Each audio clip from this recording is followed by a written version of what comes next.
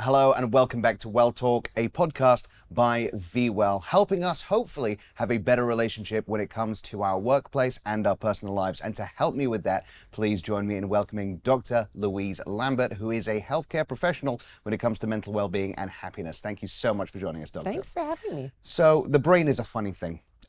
So much goes into it, so much comes out of it. And I was actually having a conversation with my brother recently about how it's depressing not having a job, but Totally. it's probably even more depressing or just as depressing having a job. Totally. Why is that?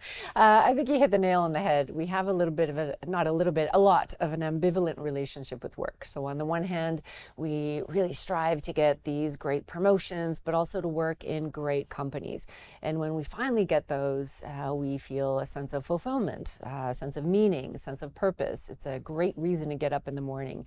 Work is really where we go to be fantastic versions of ourselves and feel a sense of gratification and human excellence that maybe doesn't exist in other parts of our lives.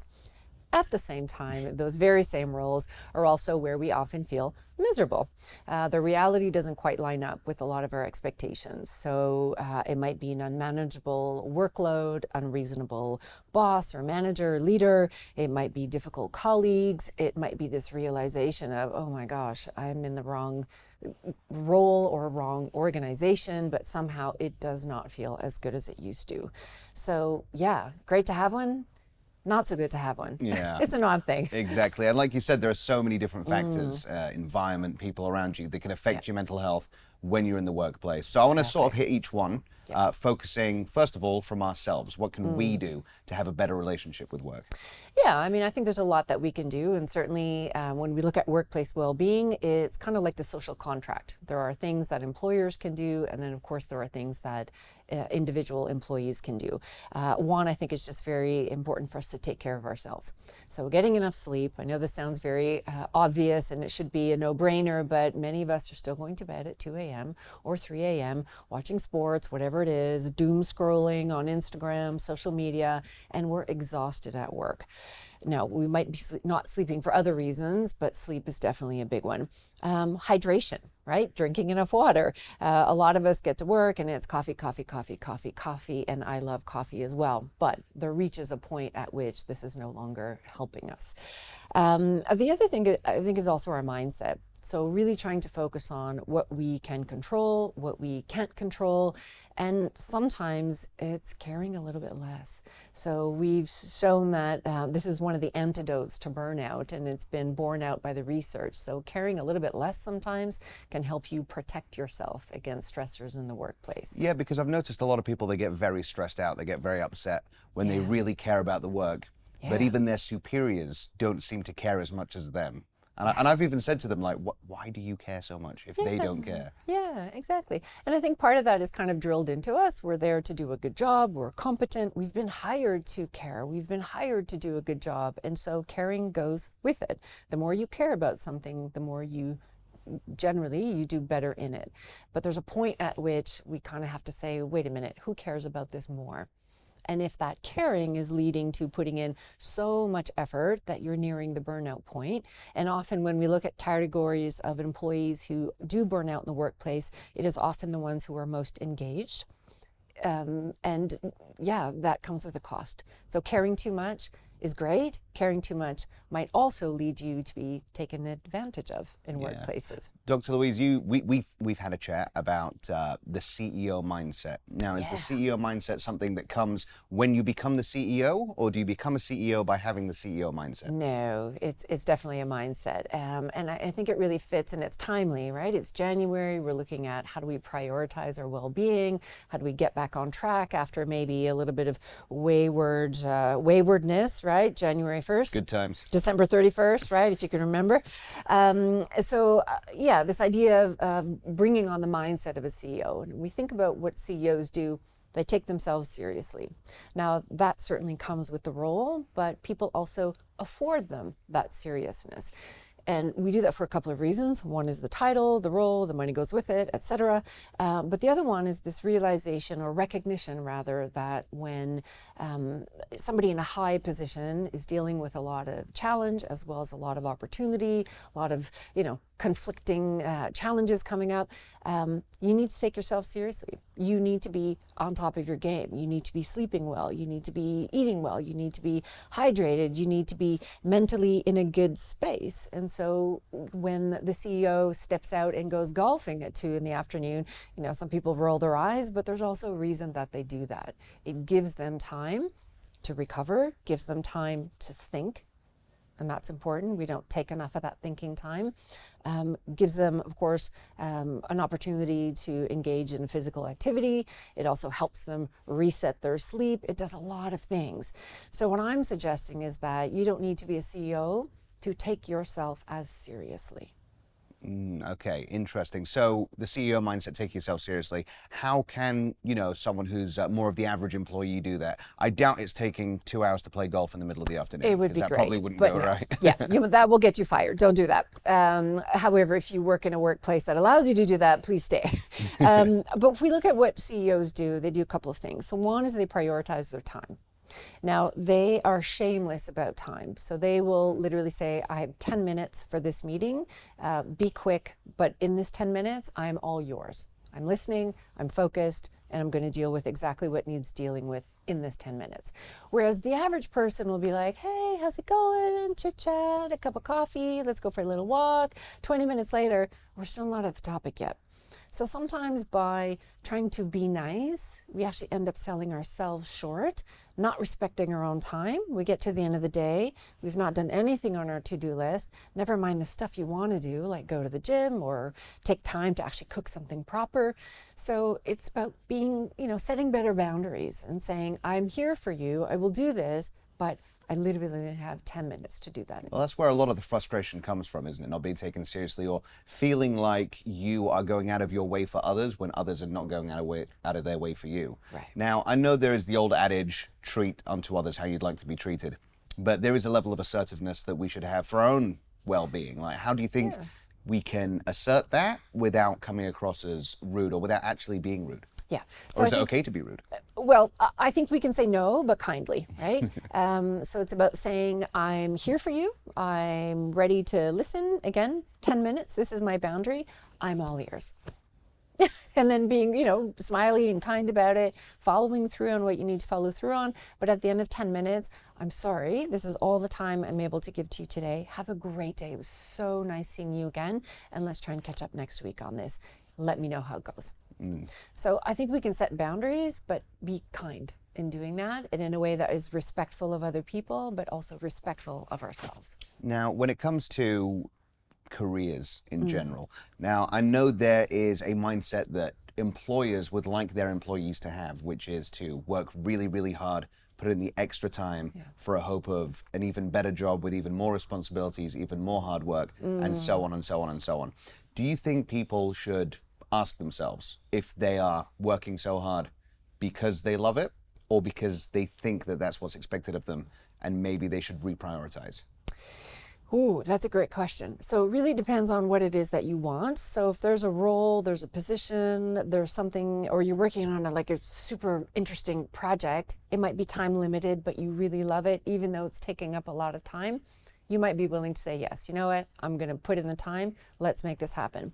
But there might be other times in your career where you say, wait a minute, I'm working hard and nobody else seems to be doing the same, or we're all working super hard and actually we're not really getting anything out of it.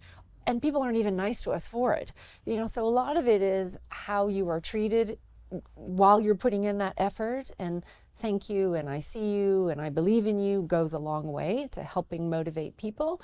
And if you're not getting that, there's maybe another organization that is willing to give you that. Definitely, and we will get to the organization itself, but what I really want to ask about is there's a lot of talk of work-life balance. Now, I think morally and ethically we understand this is a good thing, but a lot of people have the mindset of, let those chumps have the work-life balance. I'm going to keep on working, I'm going to keep on driving, and I'm going to be ahead of the game. But would you say that having a good and healthy mental state makes you more productive and can even take you further? Okay, so there's a lot of questions in there. One word I want to pick on though is ahead of the game. And I think this is key. Is we need to realize work is work, life is life, and we kind of see work as a game. Is that the game you want to play? There's other games you can play, or you can just say, no, I'm not playing this game at all. I'm going to live my life, work, get a salary, life is good. So part of this is going to depend on your own philosophy in life. So again, comes down to what is it you choose? What kind of a life do you want? But certainly what we do know from the research literature, and I think this has been said many times, there's a point at which after you keep pushing yourself, you become less productive. So this law of diminishing returns. The more hours you put in, you're not necessarily more productive. You're actually making mistakes. You're forgetting things. This is work that might need to be redone, rechecked, because it's not the best quality. Working a little bit less allows you to have a life, certainly, but also allows you to do higher quality work. Another example of that is the 4-day work week, right? So we're working a little bit less, a little bit more compressed, but we have more rest time, we have more recovery time, and we actually end up being as productive with the same level of quality with no losses. So it's really thinking about how do you want to live your life? How do you want to do work? And there's many different ways to do it. Apart from putting up healthy boundaries and eating right and doing all the things that we sort of know, do you have any tips that we might not know of how to improve our relationship with work, whether it's meditating, journaling? There's a lot of buzzwords flying around the internet, so I want to hear it from an expert. Yeah, I'm going to ignore all those, and I'm going to really encourage people to think about, what do you want out of work? So often we kind of rely on what is given to us or what is within the role of the job description, but we kind of stop there, and really we could craft our own job descriptions, if you will, by making connections in different departments, up, managing up, going down, really encountering people in different roles, and to learn more about what they're doing. So why is that? One is that, we get really good at what we do and then we kind of just stop there. But when we start learning more, when we start expanding into our roles, when we might be taking on stretch projects. So this is where also speaking to your manager and saying, hey, is there anything cool coming down the pipeline? Please, I want to volunteer. Or, hey, I have a great idea. What do you think? Could we do this? Could this be my little passion project?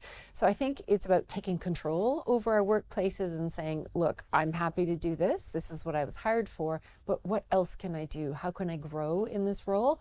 And growing doesn't always mean going up. Sometimes growing is lateral. And that's a good place to look as well. And also, I think the dopamine you'd get from, like you said, having an idea for a project and seeing it come into fruition, absolutely, that must give you some kind of fulfillment. Yeah. But as you talked about, the cool manager. So Yeah. I want to bring things onto the management stuff. Yeah. So to grab the CEOs and the managers and stuff to make them keep listening, do you have any data, any research that shows that happier employees are actually more productive? And it's not the old system of, you pay them less, you work them more, that means we get more money at the end of the day. That doesn't work in the long term. No. So definitely, in terms of the research evidence that shows happier people are more productive, they're healthier, they're nicer, they're also more social, they tend to not die as soon, so that's good. They perform better, so they sort of max out on a number of different indicators. So this we know.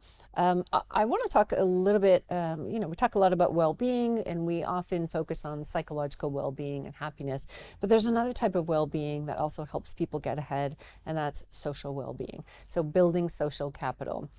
This is an underutilized tool in workplaces, and it's really a skill we all need to get better at. So here, social capital doesn't mean getting favors from people above. That's not what we mean, but being kind to colleagues, uplifting our colleagues, putting our colleagues on the pedestal as much as we do ourselves, helping elevate the level of well-being and the level of human excellence and professional excellence around us, and we can all do that by seeing one another. So building social capital, people who are really good at that tend to be promoted more often. Everybody wants to work with them because they've got the cool factor and they're just so nice, right? And we all know those people, but also they're good at what they do. So they don't just help people when people could help themselves, but they help strategically. They help people in ways that are good for the company, that is good for them, but is also good for their colleagues as well. So building that social capital is a form of well-being in itself. When you need a favor, you know exactly who to go to, but also it helps you feel like you've got people who've got your back and you've got other people's backs as well. Definitely. I saw a crazy statistic graph which showed like it was a graph showing how effective you are at the job and your level of trust. If people like working with you, if you're trustworthy. Yep. And obviously if you're good at the job and you have a high level of trust, you've got a better chance of staying on, getting raises, getting promoted. Yep. If you had a low level of trust, even if you had the highest level of efficiency, people still didn't want to work with you and they'd rather go for someone who's less efficient with a high level of trust. Yeah.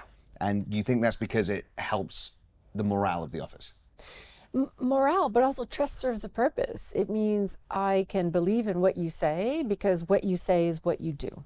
And when what you say is what you do, that helps us all because now we can predict our lives, we can make decisions, we can plan, we can count on people to deliver what it is they're supposed to do. So yeah, that totally goes with productivity, but also when we trust people we work with, and that's a function of psychological safety because they let us in with confidences, they show us their vulnerabilities, they're kind to us, they show us an authentic face. They're not, double face as we call it. This helps us feel good in organizations. And it's probably good when you are a manager to be that type of person as well. Absolutely. Yeah, that's the number one skill. Be nice, be kind, but also don't be afraid to show your cards a little bit. People will be loyal to you and they will pay that back in spades. Definitely. Now, Dr. Louise didn't say this to me. I'm just guessing. Okay. You can tell me if I'm wrong or right. But I'm sure within your role as a consultant, you do have business owners, CEOs, managers that come into your office like, I want to give you some money to solve my morale issue at work. Yeah. That doesn't work, does it? And is it usually a change of mindset? So I think one of the big things, and again, this is where research is really helpful, is we're getting a very clear idea of what works and what does not work. So for a long time, we would try to put the job of well-being on employees themselves, right? You need to focus on your physical health, your psychological health, and all these things are good. And that's not to say that they're not useful, but they're a really tiny part of what actually happens in organizations. Today, we recognize more and more that who is responsible for well-being? It's managers. And we actually have a statistic. It is 69%. So your manager influences 69% of your well-being. That is as much as your husband or wife. It is more than a doctor. It is more than a psychologist. So sending people to go see a professional, no, that's not the solution. Go fix things with your manager. And ideally, your manager should be positively influencing your well-being by being kind, being nice. That doesn't mean being wimpy or weak. That doesn't mean never saying no, but that means being transparent, having boundaries, being clear in expectations, delivering positive feedback that is, again, honest but useful, that is also mindful of your well-being and asks about it. And also doesn't talk about well-being as something you should do, but shows well-being. So acts on well-being principles. So something as easy as, how are you doing these days? What are you doing to take care of yourself? How are your stress levels? What's going on at home? How could I help you be well here at work? How could I help you today? I mean, that would be These are crazy words. Crazy thoughts. In a lot of organizations, right? But imagine you had somebody watching out for you that way. That's what good managers do. Yeah, and that's the thing, because, you can talk about more wages, and people do need more wages. They need to be able to keep up with inflation, all that stuff. They have dreams they want to achieve. But an extra few thousand, few hundred dirhams here and there, after a few months, is probably just going to go right back into your lifestyle. I'd say just after a couple of weeks, because what most people do is just spend more to match the increase. So you end up with the same. Exactly. Yeah. So for well-being at work, as you said, it is an environmental thing. So let's say that somebody's watching this now thinking, you know what, Dr. Louise is right. Thank you. It's not been a good office environment. I haven't cultivated it. My team is miserable. I need to fix it. Is it easy to uplift a team that is already in a bad way? They have issues with each other, issues with the management. Is it easy to bring up the level of well-being? I get an image of pie, humble pie. So I think this is where managers need to ask themselves, are people happy working with me? And if I had an honest conversation and if I asked them, are you happy working under my leadership? What would people say? And this is a question we hate to ask ourselves because sometimes the answer is people are miserable working for you, right? And if you ask that question and you suspect that maybe the answer is no, that's okay. Bravo for asking the question. So now can you start having that conversation? And I think this is where humility goes a long way. Sitting with your team and saying, look, we haven't always paid attention to well-being here. I really haven't been that mindful of it. I'd like to start doing that. So get out your pens and papers, or we can have a conversation, but give me one tiny thing I could do to make your work experience better. And I will do what I can to reach that and then come back to you and, we'll do a phase 2, phase 3, phase 4, but it's really being humble and recognizing that, yes, you do play a role the same way that parents play a role in their kids' well-being, the same way that teachers play a role in students' well-being. This is a system. Managers play a role in employees' well-being more than employees themselves. Wow. Okay. So when you bring that up, I know that some people or some managers try to drive their workforce with inspiration. Some people try and do it with fear. Is there a way of managing your team that brings the best results? Yeah. Saying, awesome, good job, right? All right. So praise rather than fear. Praise, exactly. But also giving people constructive, honest feedback. Like, that was fantastic. And I want you to do more of this because I've seen you do it before and you're super good at it. It's also recognizing what that person is good at. So often we see a cookie cutout of what we think the ideal employee is, and we try to make everybody look like that or function like that. That doesn't work. So for instance, I am very good at analysis. I might not be very good at a different role. And we often expect that employees will be good at everything. So rather than having individual KPIs, how about we have group KPIs? You know what? Organize yourselves however you want. You're good at this, you're good at that. I don't care who does it. This is the goal to reach as a team. Let's make that happen. So I think it's also thinking about what are the structures in place? What are different practices in place that can bring out the best? Sometimes a little competition is good. Sometimes it's not. People might prefer to work with each other rather than against each other. Playing to people's strengths. If you have somebody who's really good at that role, let them do it. Trying to force them into another isn't going to work. They're just going to rebel the whole time. So these are just a few little examples, but yeah, there's fear and intimidation and threats. That might work on Thursday, but by Tuesday, that's long gone. And people hate you for it. Exactly, yeah. And that's the thing. You might, as taking it back to the employee now, let's say you're in a work environment, you're definitely not happy there. Every day is bringing you stress, almost dread to go into work. What are the things we need to have done till we've decided, you know what, I need to leave and I need to find another company. I need to quit. Like, what things can we do before we finally decide, okay, is this workplace? It's not just me and it's time to move on. Yeah. So one, again, first of all, and whether you decide to go or whatever you do, take care of yourself because it's a long haul when you're in a stressful workplace, if you're not sleeping and, all the rest. Take care of yourself. Second, start looking around. Are other people having the same experience as you or is it just you? Sometimes it's just you. And then you might have to start asking yourself different questions. What did I do to create this? Why am I in this mess? What's going on? But if everybody's feeling the same, then it's probably something more systemic. Now, if it's something more systemic, just a couple of weeks ago, I heard of a team that literally accosted the manager and said, we need to talk to you. Here's what's going on. We're not happy. Here's the changes we want. What do you need to say? Or, what are you going to say to that? And actually the manager was like, oh my gosh, and took a few things on board and started to change things. So part of it is speak up, right? Often we don't say anything or we complain and whine. Complaining's fine, but what do you want to see happen? So instead of saying, I don't like this, we need to start asking, I would like this. This is a change I'm thinking might be helpful. Can we do this? So we're very good at complaining. I'm a complainer, but we also need to get good at asking. What do you want? ask. A solution with the problem. A solution, but if you don't ask, you don't get, right? And sometimes, we pick on managers a lot, but sometimes they've got their own stressors, and sometimes they're just really not aware that might be an issue. So helping them, giving them a solution might actually give them the answer they need, and then, okay, well, that's easy.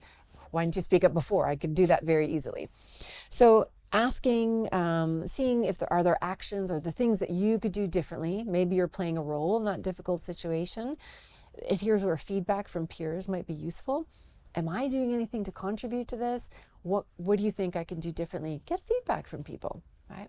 Sometimes maybe it's that particular department or team. Maybe you can swap, right? There might be other teams you can join. There's lots of solutions, but and then the final one, of course, is workplaces are a little bit like marriages. Sometimes you say, "I'm sorry, it's over. It's you."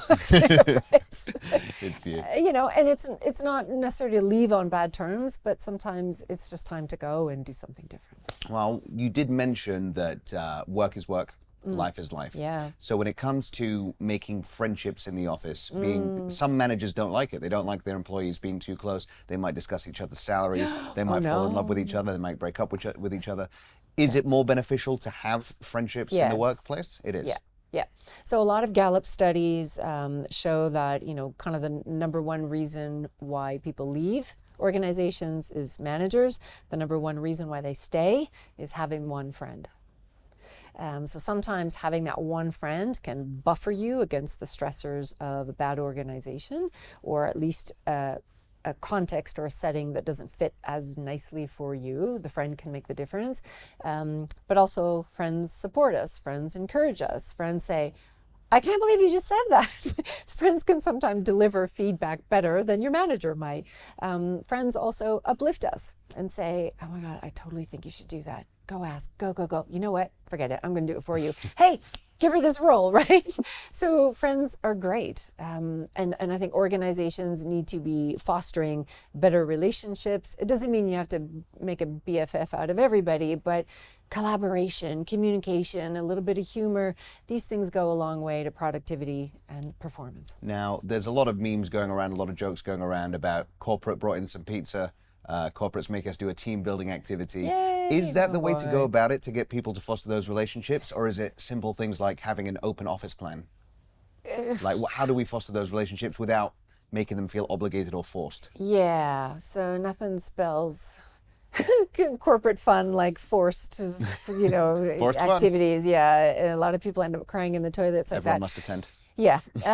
So look, I think if people are getting along and you want to take everybody to soccer or whatever event, go out on a boat, nobody's gonna say no. It's not a terrible idea. But if you already know that workplace relationships are an issue, that's going to make things a lot worse, and potentially people will push each other off the boat, and that's not good.